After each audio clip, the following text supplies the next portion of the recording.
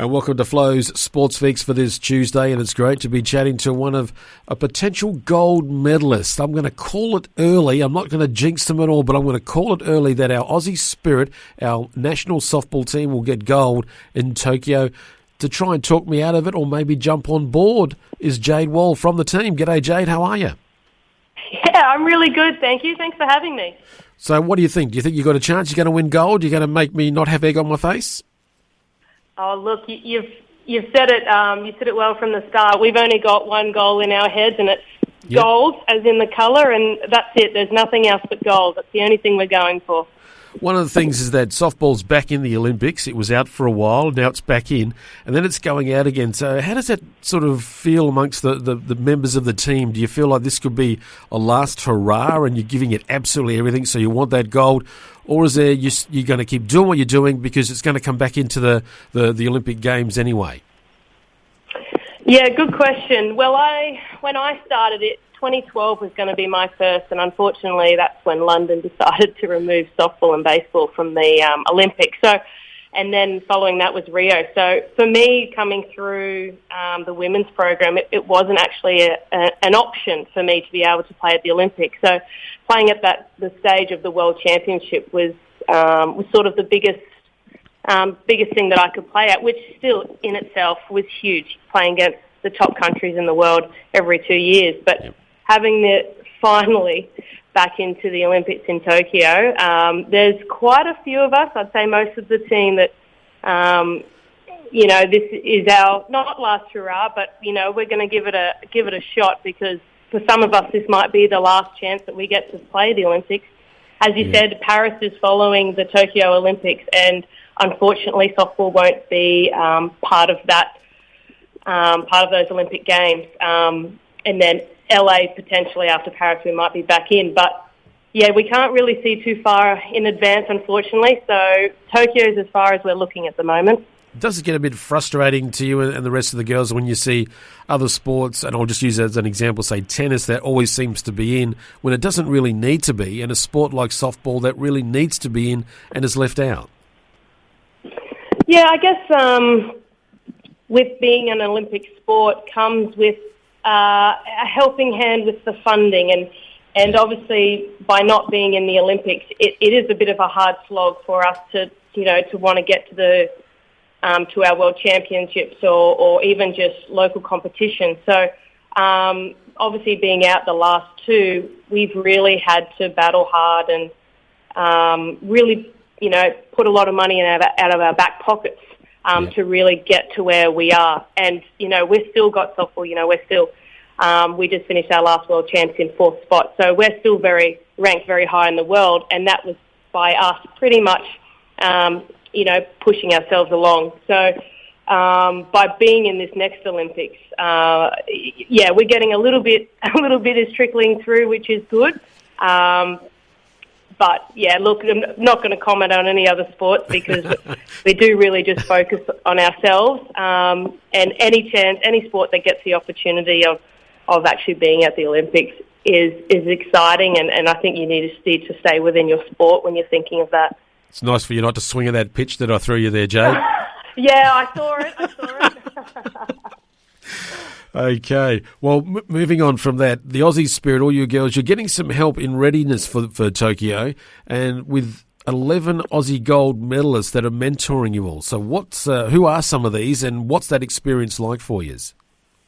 Yeah, the Gold Medal Ready program that is being put to us from the AIS is an amazing program. And as you said, that there was 11 athletes, and I'm sure there's many more that we've had over the last year, that have been able to share their stories of what they really felt when they went to the games, a bit of an insight of the stresses and the pressure that they felt leading into their event, during their event, getting to share some of those on-tour stories, which always make it more real, and it's kind of stepping us through because most of us haven't been to the Olympics yet, of what we might, the amount of pressure that we've never felt before. It's completely different, and try to put some strategies before we actually get there on how to deal with those pressures. And having that one-on-one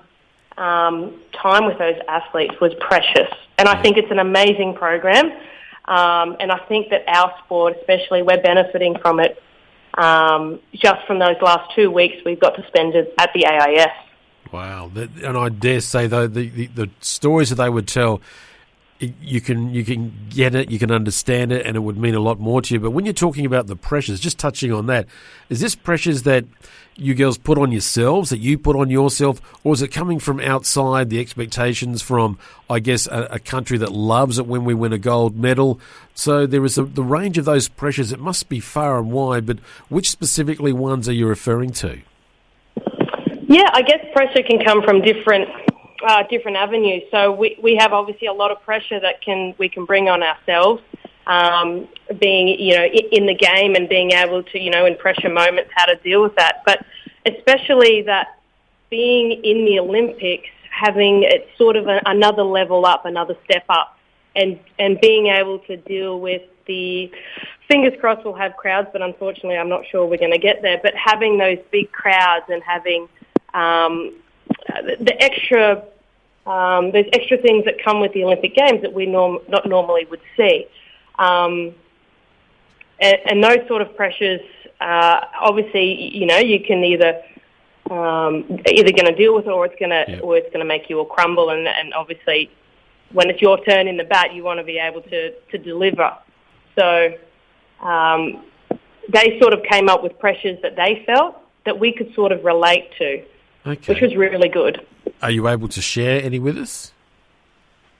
Yeah, so let me see if I can think of one on the spot. You've got me on the spot. Sorry. Well, while you think of that, one of the things that made me sort of ask the question is that I read an interview with a very world-famous athlete who achieved at a very high level, and he was asked about dealing with pressure and what he does, and he said, well, the first thing I do is I remember to breathe. And it was such a simple thing that he said, but it sort of resonated a lot that, yeah, because when you get in those real tense times, sometimes you forget to do the simplest of things, and I guess that was ultimately his point. Yeah, absolutely. And one of those techniques is something that they brought through as well.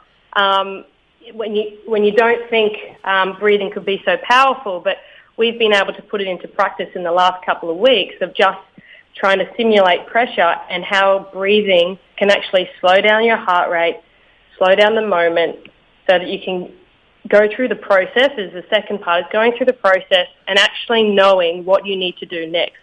Because if everything's racing and your heart rate's racing, you might have the sweaty palms and you can't think straight. And especially if you're in the box, you don't have a lot of time to decide if you're going to swing or not. So having to, before you get to that moment in the box, being able to breathe, knowing what the next step is, and going through those processes will allow, when you get to the box, all you need to do is just swing and hit the ball. Yep, and make contact. Make contact. And make contact. Yes, as I used to coach softball years ago, and that was one of the things we'd say, make contact, which it sounds easy enough, but when you're in there in the ball, you've only got, 0.4 of a second to make up your mind. Sometimes making contact ain't that easy. No, the pitchers these days don't make it very easy. They're very good, and our pitchers, especially here in Australia, when we were at camp facing them, they did not make it easy for us.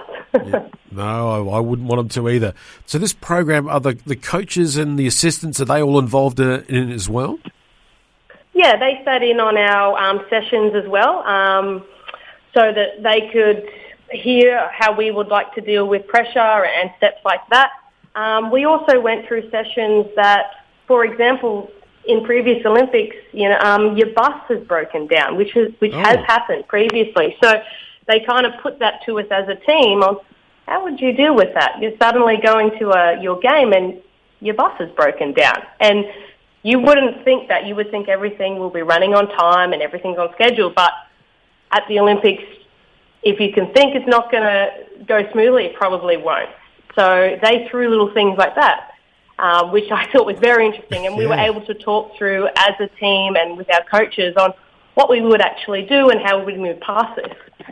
What about something like, I know with former players and that I've been involved with, they do have their little superstitions.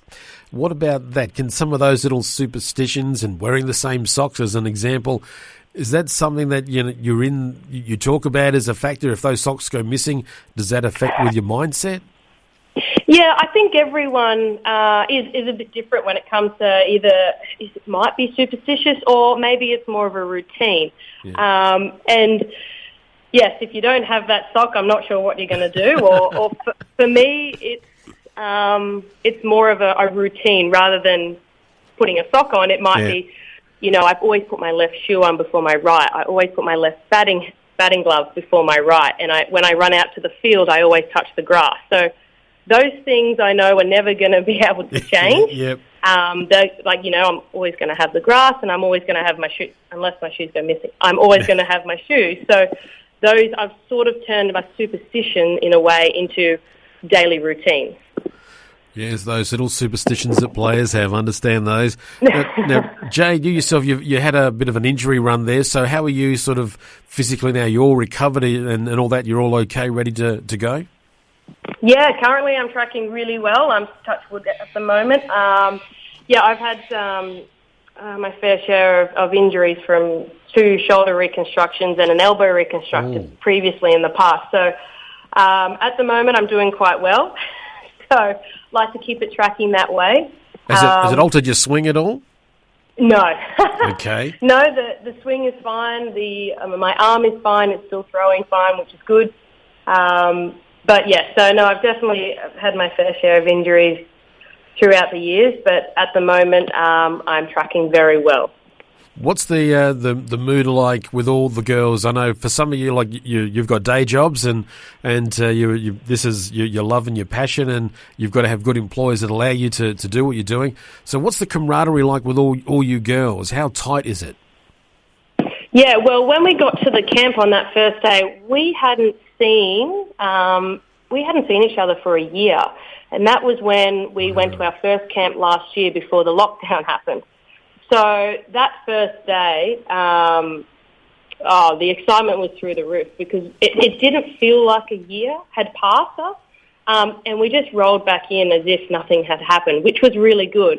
And you have that feeling of just being as a group and getting out to train and getting out to play, which is what we've been training for so long, is wanting to just play games. So I think from the year that it has happened, and there's been so much up and down that everyone would have in their personal lives, to come together in the camp and to be so strong, just like we were a year ago, yep. I think is a credit to where our team is at the moment and our culture is at the moment. And we have, another 3 weeks away from each other, and then we're back together for another 2 weeks coming up. We've got another camp together. So our squad at the moment is really, really strong, and I think that's just built over years, this team. But that year that we've had apart didn't affect us at all. Well, that's good to hear, and it goes back to what I started with when I said you're going to go for the gold and you're going to win the gold. I've just got that feeling. I'm calling it early. I'm getting right behind you girls. I've got the spirit, you could say. That is good, because it's the only thing I've got on my wall is that gold medal. Oh, jolly good. Well, we wish you all the luck in the world, Jay. We're all going to be cheering for you, and I certainly will be when we get to see you girls play. And that hopefully we'll be able to talk to either yourself or other members of the team between now and you head away. But we certainly at Flow, we're right behind you, and good luck with everything. And hope it all goes excitingly well for you, and you do get that goal of getting gold. Thank you so much, and thank you for having me on today.